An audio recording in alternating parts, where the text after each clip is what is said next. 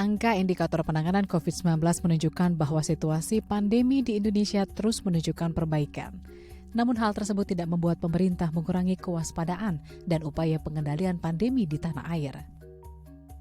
Dalam keterangan pers usai rapat terbatas mengenai evaluasi pemberlakuan pembatasan kegiatan masyarakat, Menteri Koordinator Bidang Kemaritiman dan Investasi, Luhut Binsar Panjaitan melaporkan, kasus konfirmasi nasional turun 96,9% dari puncak konfirmasi kasus pada tanggal 15 Juli lalu.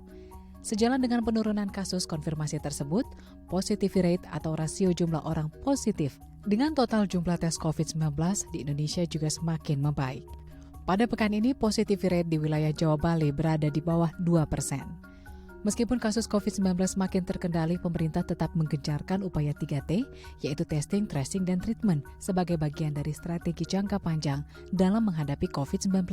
Ini dalam 7 hari, jadi kami hitung per 7 hari, itu angka juga baik. Jadi kalau ada orang berkomentar yang di testing itu cuma 30.000, sekarang yang di testing itu rata-rata 170.000 per hari. Saya ulangi 170.000-an per hari. Jadi angka itu cukup oke, walaupun kami target sebenarnya masih lebih dari itu. Jadi kombinasi arah testing dengan tadi peduli lindungi, vaksin, dengan jaga jarak, saya kira itu alat kita untuk menghindari kalau ada gelombang serangan berikutnya. Lebih lanjut, Menko Marves Luhut Panjaitan mengingatkan adanya peningkatan mobilitas khususnya di wilayah Jawa Bali, terutama terjadi pada aktivitas retail, wisata, serta mobilitas di tempat kerja. Hal tersebut menjadi fokus pemerintah agar aktivitas tersebut tidak menimbulkan lonjakan kasus COVID-19. Untuk itu, pemerintah tengah fokus melakukan kombinasi antara testing, percepatan, dan vaksinasi, serta screening aktivitas masyarakat menggunakan aplikasi Peduli Lindungi. Selain itu, pemerintah juga memperketat pintu masuk negara dan membatasi kedatangan warga negara asing untuk mencegah masuknya mutasi varian corona. Menko Luhut menegaskan cara-cara tersebut menjadi kunci utama dalam menghindari gelombang ketiga COVID-19 di tanah air. Bahwa kedatangan orang asing juga kami lakukan pengetatan untuk orang dari daerah-daerah yang kita anggap punya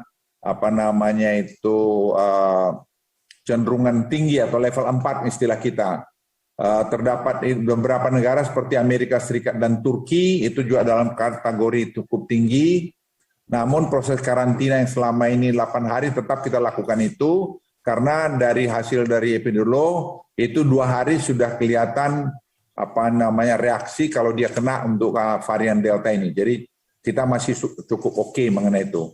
Dari Saudi Arabia juga tingkat di sana kan rendah, jadi dalam perjalanan ada kena, itu langsung kita bawa di karantina. Jadi sekarang tidak diperiksa di airport, langsung di karantina. Penerbangan dari yang datang dari luar negeri akan diatur kedatangannya supaya tidak terjadi penumpukan. Jadi ini untuk menghindari juga hal lain. Jadi detail kami periksa setiap 1 minggu, 2 kali 1 minggu kami adakan rapat untuk pemeriksaan detail ini. Priscilia Claudia, Angga Fredeson, DAI TV.